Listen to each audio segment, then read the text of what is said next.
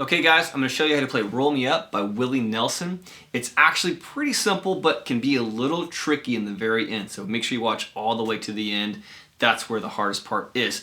The overall strum pattern is actually pretty easy. It's just going to be down, down, down, up, down, up. And by the way, there's really 3 parts, technically 4, because that last part. So it's pretty simple.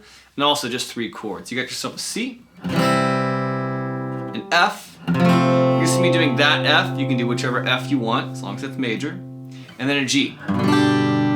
Although because of the C and the F, little pro tip, you might want to play that G if you're comfortable with it. Okay, got it? Let's dive in.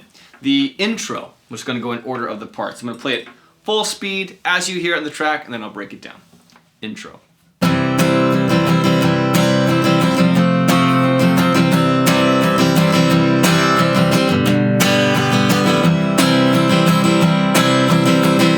Okay, so you just simply got yourself 2 C's to kick it off. Followed by F. And back to C.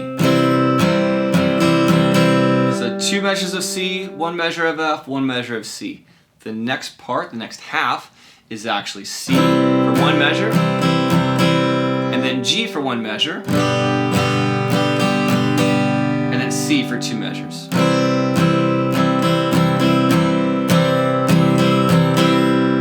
That is your intro. Cool. Let's dive into the next part, the chorus. Now, also, fun tip, this is 2 for 1. When you hear the solo sections, they happen twice. That's also happening on top of the chorus. So here it is.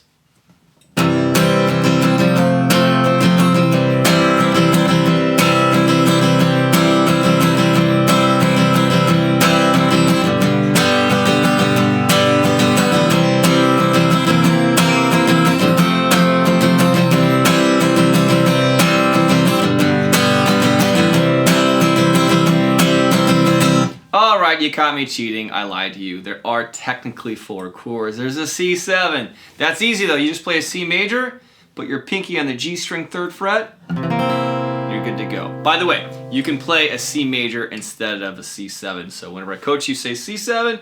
If it's too hard, just play a C. It's fine. That just gives it a little bit of flavor. So here's the chorus. It's going to be, we'll just kind of go, line by line. The first line is really a C for 1 measure. Down, down. Down, up, F for 1 measure, then C for 2.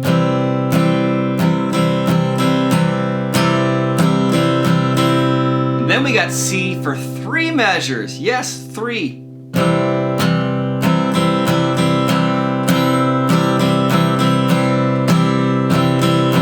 Then G twice.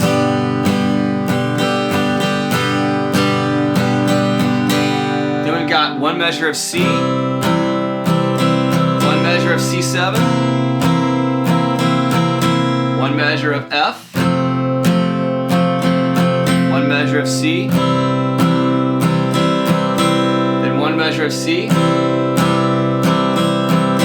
measure of G,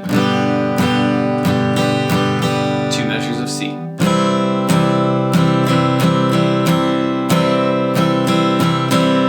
Boom, that's your chorus, and again, the backtrack to all of the both solo sections. We're going to revisit that one in a second, but for now, what I want to do is get into the verse. We're going to come back to that section. Okay, so the verse is actually just a little bit of a change up of what we just did. Here is the verse.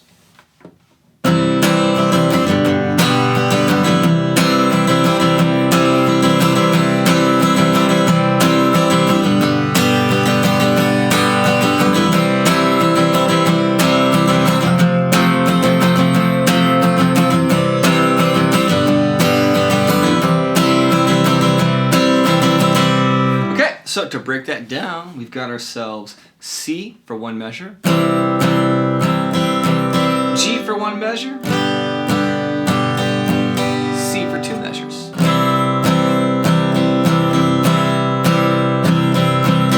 Then we got C for 2 more measures, then G for 2 more measures, C twice, F twice,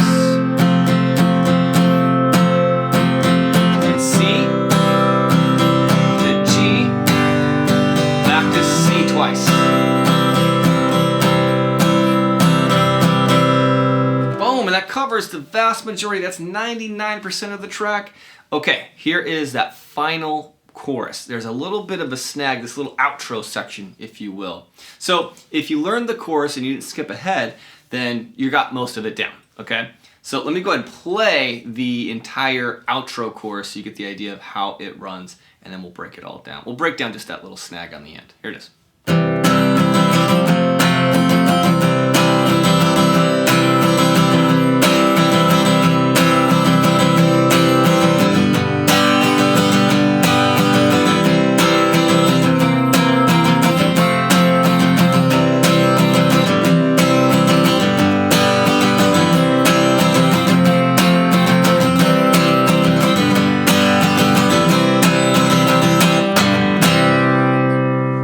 Okay, so basically, I'm not going to break down the whole thing for you because if you learned the chorus, you got it. But on the very last few chords, instead of that C, G, C, C, it's going to go C, G, to C, to F. All for one measure each. And then the last line is the trickiest part. It goes like this. C, G,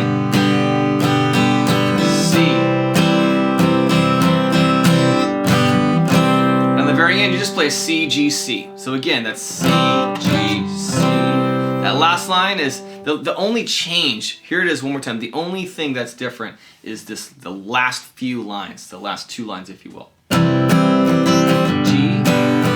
C, F, C, G, C, C, G, C.